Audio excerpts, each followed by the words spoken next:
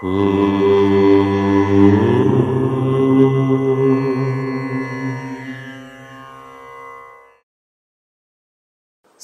గణేశ శారదా దత్తాత్రేయ సద్గురు పరబ్రహ్మణే నమః. వసుదేవ సుతం దేవం కంసచానూరమర్దనం దేవకీ పరమానందం కృష్ణం వందే జగద్గురుం. స్వధర్మ ప్రేక్షకులకు మాస ఫలితాల్లో భాగంగా ఈ మాసం అనగా మే నెల తెలుగు మాసాల్లో వైశాఖ మాసం అని చెప్పవచ్చు. వృషభ రాశి వారికి మాస ఫలితాలు ఎలా ఉండబోతున్నాయి అని ఇప్పుడు విశ్లేషణాత్మకంగా చెప్పుకునే ప్రయత్నం చేద్దాము. వృషభ రాశి కృత్తిక నక్షత్రము 2, 3, 4 పాదాలు, రోహిణి నక్షత్రము 4 పాదాలు, మృగశిర నక్షత్రము 1, 2 పాదాలు కలిపితే వృషభ రాశి అవుతుంది.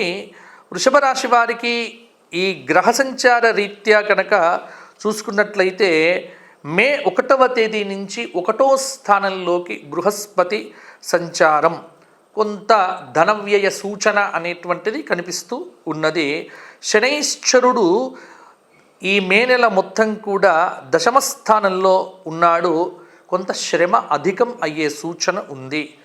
రాహువు 11వ స్థానంలో ఉండటం లాభస్థానంలో వృషభ రాశి వారికి కొంత అద్భుతంగా ఉంటుంది. కేతువు 5వ స్థానంలో ఉండటము కొంత ముఖ్యమైనటువంటి విషయాల్లో సంయమనం పాటించడం అనేటువంటిది చాలా అవసరం. కనుక మొత్తం మీద గ్రహ సంచార రీత్యా వృషభ రాశి వారికి శుక్రుడు, రాహువు అలాగే కొంత గ్రహాలు శుభంగా ఉన్నాయి. శుక్రుడు, రాహువు. అలాగే జూన్ నెల 1వ తేదీ వరకు కుజుడు శుభయోగమును ఇవ్వబోతూ ఉన్నాడు. గురువు అర్ధశుభుడు. అలాగే మే నెల 15వ తేదీ వరకు కూడా రవి అర్ధశుభుడు. జూన్ నెల 1వ తేదీ వరకు బుధుడు అర్ధశుభుడు. ఇది ప్రధానమైనటువంటి గ్రహ సంచారము వృషభ రాశి వారికి. కాబట్టి ఇక్కడ వృషభ రాశి వారికి కొంత గ్రహ సంచారంలో మార్పులు అనేటువంటివి ఈ మే నెల 1వ తేదీ నుంచి కలుగుతూ ఉన్నాయి. అయితే ఒకటేంటి అంటే కొన్ని యోగాలు అనేటువంటివి వృషభ రాశి వారికి తప్పకుండా ఈ మాసంలో కలుగుతాయి. మంచి ఆరోగ్యం, ధనలాభం, ప్రయత్నపూర్వక కార్యసిద్ధి, అనుకున్న పనులు పూర్తి చేస్తారు. మిత్రులతో ఏవైతే గతంలో కార్యక్రమాలు చెయ్యాలి అనుకున్నారో ఆ లక్ష్యాలకు చేరువవుతారు. చిన్న చిన్న ఆటంకాలు ఎదురైనప్పటికీ కూడా అధిగమిస్తారు. ఒక్కటి సత్యం ఏమిటి అంటే వివాదాలకు దూరంగా ఉండటం. భార్యాభర్తల మధ్య మే నెల 10వ తేదీ నుంచి 24వ తేదీ వరకు కూడా కొంత మనస్తాపాన్ని కలిగించే సంఘటనలు జరగవచ్చు. అలాగే శుభకార్యాల విషయంలో ఇంట్లో చర్చలు అనేటువంటివి జరుగుతాయి. అలాగే కొంత మార్కెటింగ్, పర్యాటక రంగాల్లో ఉన్నటువంటి వారికి ఈ మాసంలో పదోన్నతులు కలిగే ఆస్కారం కూడా ఉన్నాయి. కొన్ని సౌకర్యాలు అనుభవిస్తారు. మే నెల 10, 12, 13, 18 తేదీల్లో కూడా ఆకస్మికమైనటువంటి ధనలాభానికి వృషభ రాశి వారికి అవకాశం ఉన్నది. బాకీలు వసూలు కావటంలో కూడా నైపుణ్యాన్ని చూపిస్తారు. సంతాన అభివృద్ధికై చేసినటువంటి వ్యయము ఏదైతే ఉన్నదో అది సత్ఫలితాన్ని ఇవ్వవచ్చు. అలాగే కొంత అవకాశాలను అందిపుచ్చుకొని వెళ్తే బాగుంటుంది. మే నెల 3, 4, 5, 6వ తేదీల్లో వ్యాపార పరంగా కొంత అనుకూలత పెరుగుతుంది. కొత్త వ్యాపారం మీద మనసు నిలుపుతారు. విద్యార్థులు మంచి మార్కులతో ఈ మాసంలో ఏవైతే పోటీ పరీక్షలు ఉన్నాయో ఆ పోటీ పరీక్షల్లో ఉత్తీర్ణతను పొందుతారు. అంటే పై చదువులకు వెళ్ళాల్సినటువంటి విద్యార్థులకు కూడా అడ్డంకులు తొలగిపోతాయి. చాలా కాలంగా ఉన్నటువంటి సమస్యలకు పరిష్కారం లభిస్తుంది.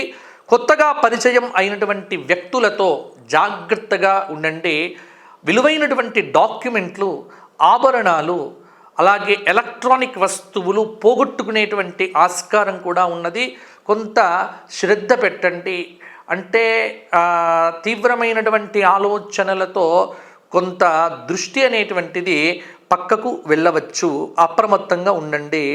అలాగే ఇంట్లో ప్రోత్సాహకరమైనటువంటి వాతావరణం అయితే ఉంటుంది. ముఖ్యంగా రాజకీయ నాయకులకు భూ వ్యవహారాల్లో కొంత అప్రతిష్ట పాలయ్యే ఆస్కారం కూడా ఉన్నది కాబట్టి ఆ సందర్భాల్లో కొంత దూరంగా ఉండండి. తగాదాలకు వెళ్ళకండి, వివాదాలకు వెళ్ళకండి. ఈ రెండింటి పట్ల కొంత జాగ్రత్తగా ఉంటే రాజకీయ నాయకులకు ఈ వృషభ రాశి వారికి మే నెలలో కొంత అనుకూలత అనేటువంటిది కూడా పెరగవచ్చు. శుభకార్యాలు నిర్వర్తించటానికి భవిష్యత్తులో ప్రణాళిక రచనకు కూడా మే నెల 2వ వారం 3వ వారం చాలా అనుకూలంగా ఉంది. అలాగే స్థిరచరాస్తుల విషయంలో కూడా ఒక నిర్ణయానికి వస్తారు. దైవ కార్యక్రమాలపైన కొంత ఆసక్తి పెరుగుతుంది. అలాగే మే నెల మొదటి వారంలో పుణ్య నదుల్లో స్నానం చేసే అవకాశం కూడా ఉంది. మంచి క్షేత్ర సందర్శనాలు, దైవ దర్శనాలు, స్తోత్ర పారాయణాలు, ఆధ్యాత్మిక కార్యక్రమాలు మొదలైనటువంటి వాటి మీద కూడా మనసు నిలుపుతారు. మొత్తానికి వృషభ రాశి వారికి కొంత అనుకూలత ఎక్కువగానే కనిపిస్తూ ఉన్నది, ప్రతికూలతలు కూడా తక్కువగానే ఉన్నాయి. ఇక పరిహారాల విషయానికి వచ్చినట్లయితే వృషభ రాశి వారు నిత్యము కూడా గురుధ్యాన శ్లోకాన్ని పఠనం చేయండి. లేకపోతే శ్రీ దత్తాయ నమః ఈ అద్భుతమైనటువంటి నామాన్ని కనుక మీరు చదివితే రోజుకు 116 సార్లు చేస్తే చాలా అనుకూలంగా ఉంటుంది. విశేషమైనటువంటి ఫలితాలు కలుగుతాయి. బుధవారం నాడు గణపతి సహస్రనామ స్తోత్రము 4 బుధవారాలు చేయండి.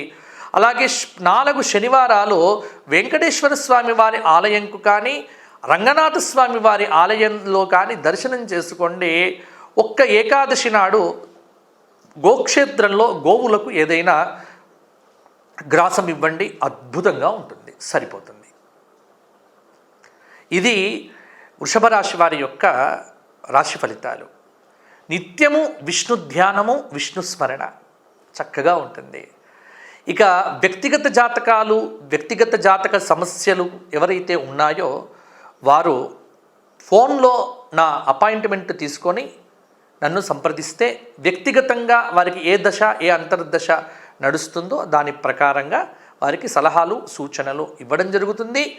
జన్మపత్రికలు కావలసినటువంటి వారు కూడా అడిగితే వారికి జన్మపత్రికలు కూడా వ్రాసి ఇచ్చేటువంటి సౌలభ్యం మా దగ్గర ఉంది. తద్వారా వచ్చినటువంటి ఆదాయంతో కొన్ని ధర్మకార్యాలు మేము నిర్వర్తిస్తాము. కాబట్టి ఆసక్తి ఉన్నటువంటి వృషభ రాశి వారు ఎవరైనా సరే ఈ కార్యక్రమంలో పాల్గొనవచ్చు. ఫోన్లు చేసి వివరాలు తెలుసుకోండి. అంతవరకు స్వస్తి. మరలా వచ్చే మాసం కలుసుకుందాము. జై శ్రీరామ్.